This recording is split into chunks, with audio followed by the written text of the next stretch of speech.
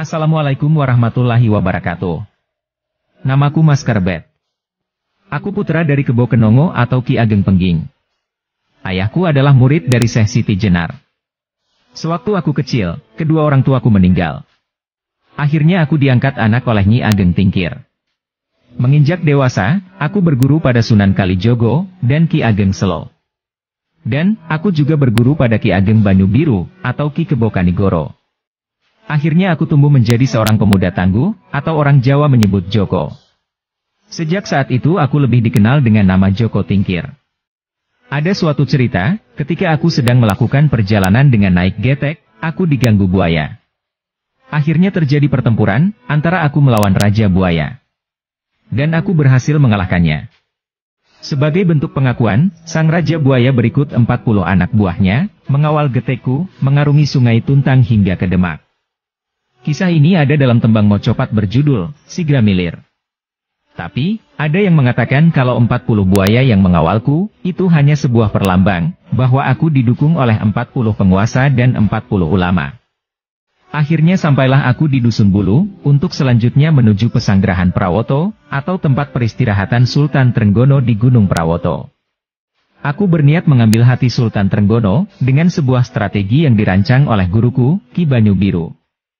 Guruku berencana untuk membuat seekor kerbau mengamuk di pesanggrahan milik Sultan Trenggono.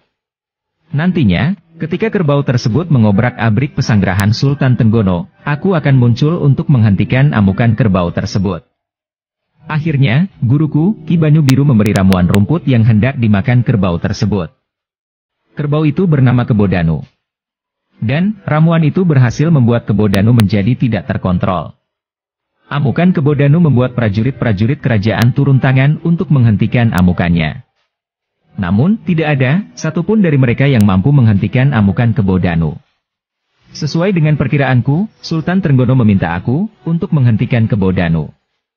Akhirnya, aku berhasil menghentikan amukan Kebo Danu itu, hanya dengan sekali pukul, membuat kepala Kebo Danu.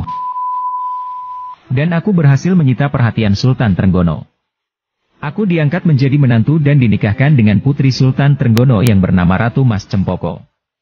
Singkat cerita, akhirnya aku menobatkan diriku sebagai Raja Pajang, bergelar Sultan Hadiwijaya, dan aku pun berhasil mengantarkan kerajaanku menuju puncak kejayaan. Itulah sedikit tentang kisahku. Banyak orang meyakini, makamku ada di Sragen, namun ada juga yang mempercayai bahwa makamku ada di Dukuh Pringgoboyo, Kecamatan Maduran Lamongan. Bahkan mantan presiden kita, Kiai Haji Abdur Rahman Wahid atau Gus Dur, pernah berkunjung ke makam Lamongan ini pada tahun 1999. Menurut Gus Dur makam tersebut adalah makam Joko Tingkir. Dari apa yang disampaikan oleh Gus Dur inilah, masyarakat sekitar dan masyarakat Lamongan meyakini bahwa makam tersebut adalah makam Joko Tingkir. Gak apa-apa, sah-sah saja, wallahu a'lam bishawab. Yang pasti, hingga kini, kedua makamku masih ramai didatangi oleh para peziarah. Semoga suatu saat, kita semua bisa diperjalankan Allah untuk bisa berkunjung atau berziarah di makamku. Semoga sehat, bahagia, dan barokah selalu untukmu. Rahayu, rahayu, rahayu. Wassalamualaikum warahmatullahi wabarakatuh.